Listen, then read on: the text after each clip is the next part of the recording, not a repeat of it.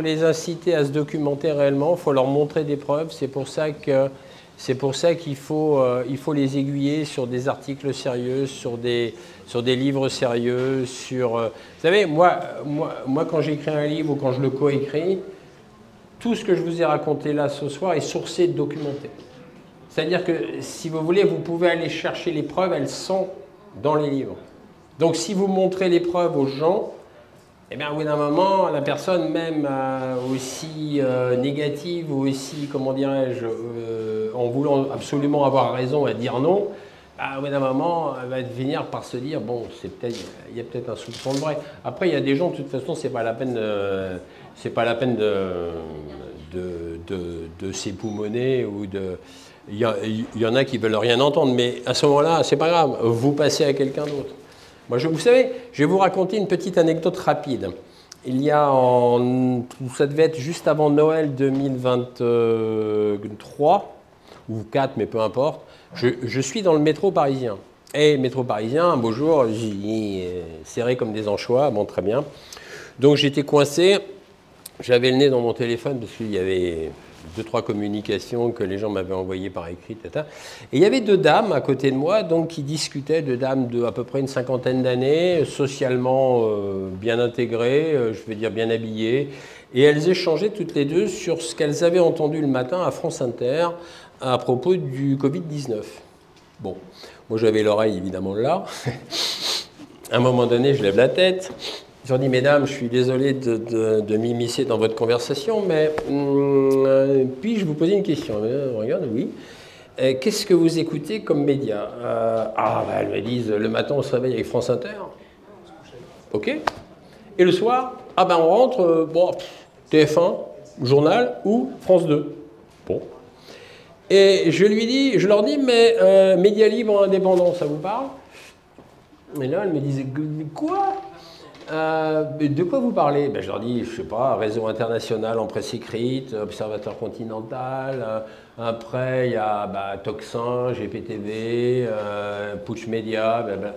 Elles me regardaient, elles avaient des yeux mais ronds comme ça. Elles me disent, mais monsieur, comment vous savez tout ça? Je leur dis, écoutez, il se trouve que j'enquête un peu, j'écris quelques bouquins, je m'intéresse un peu à autre chose que les médias dits mainstream quand même, quoi. Et vous savez, il y a d'autres sources d'informations. Eh bien, elles tombaient de la Lune. Elles tombaient, mais vraiment de la Lune. Elles n'étaient même pas, comment dire, elles n'étaient même pas antagonistes à ce que j'étais en train de leur dire. Elles n'étaient même pas en train de me dire, ah, monsieur, vous êtes un complotiste. Non. Elles m'ont dit, écoutez, monsieur, on n'est pas au courant du tout. Alors après, elles m'ont demandé mon nom. Je leur ai dit, voilà, Claude Janvier. J'ai dit, vous allez me trouver, vous allez aller sur Internet, vous allez voir. Ah, bon, très bien, merci. Et voilà, et je vous raconte ça parce que ça m'a frappé. Je me suis dit, mince, voilà 2 dames qui ignorent complètement que des médias libres indépendants existent. Donc je suis sûr que ces 2 dames, après, elles ont été sur Internet, elles ont été voir un peu qui j'étais, elles ont dû découvrir quelques médias libres indépendants, puisque je fais des interviews où j'écris un peu partout. Mais ce que je veux dire par là, c'est que j'en ai discuté d'ailleurs avec Mike Borowski, qui est à GPTV, et il me disait, le problème que nous avons en France, mais je pense qu'il n'y a pas qu'en France qu'on a le problème, c'est que vous avez 20 millions de personnes en France qui ne regardent que les journaux télévisés de TF1 de France 2. 20 millions de gens qui se lèvent avec France Inter ou France Info ou avec Europe 1, peu importe, et qui se couchent le soir avec TF1, France 2 ou France 3, sans même parler de BFM TV, de LCI, etc. Donc il y a en fait, et il me disait, et il avait raison, et ça m'a marqué parce que je me suis dit, c'est vrai, il a raison, comment on fait? Il me disait, mais comment on pourrait faire pour arriver à toucher ces 20 millions de personnes? Parce qu'il y en a certains qui ne vont jamais vouloir effectivement se renseigner, ça c'est clair.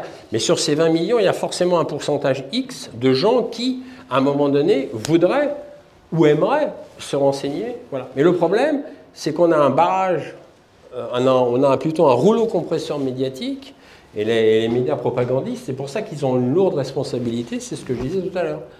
Et c'est ça qu'il faut casser aussi.